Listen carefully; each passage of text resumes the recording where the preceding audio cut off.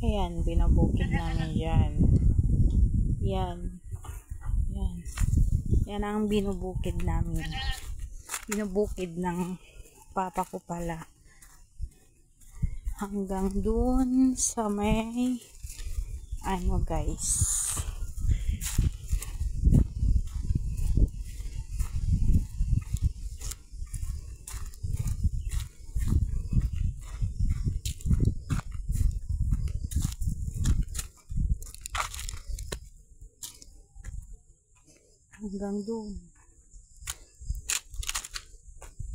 Hanggang doon sa dulo doon. Binubukid ng papa ko yan. Hanggang doon. Madamo na kasi. Hanggang yan. Paikot na yan.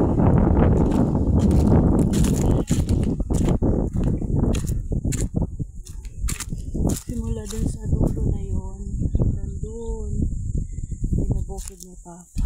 Tapos hanggang dun sa dulo dun sa madamuhan na yon. Madamo na kasi yung mga pilapil. Yan, natatakpan na sa bukid. Ayan, hanggang dun. Mga bukid dyan. Binubukid ng aking father. Ayan. Hanggang doon sa dulo din doon sa may bandaron ng baka, binubukid ng aking papa. Ayan.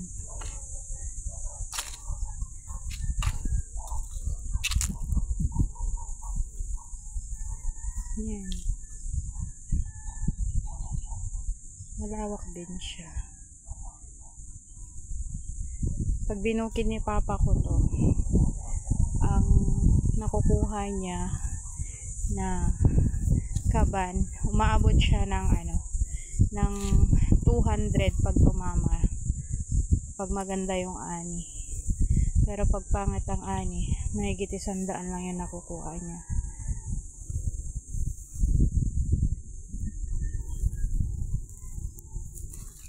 Hanggang doon sa dulong dulo doon.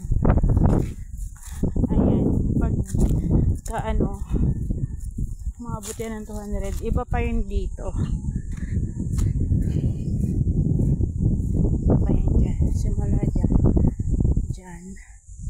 hanggang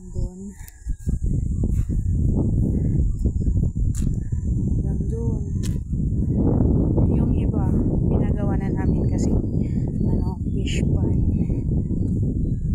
Ayan, sa may kubo na yan, may fish pan doon, tapos dalawa.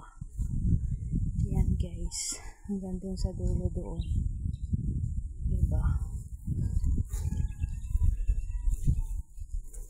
Yan ang binigay papa.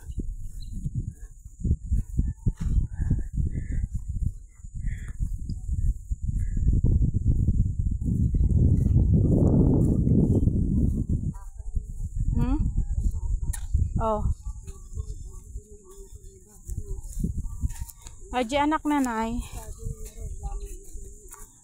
Aji dulong ajay. Kitawan tali na. Dapat nakatali na yung anak niya. Yan yung baka ni papa. Yung anak niya nandun sa dulo. Yan yung baka niya. Ay, yung anak niya. Guys, diba? Ang lawak ng binubukid ni papa. Nakakapagod. Nakakapagod magbukid. Sa totoo lang.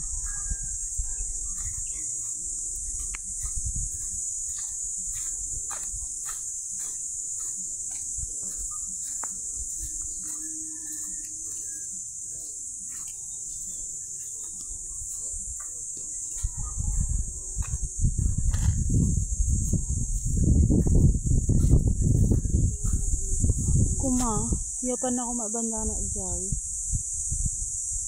Bagayan na bigat ha. Saya dayo na. Ya dayo maji baka no bigat ko na. Tama mapanidji ko na.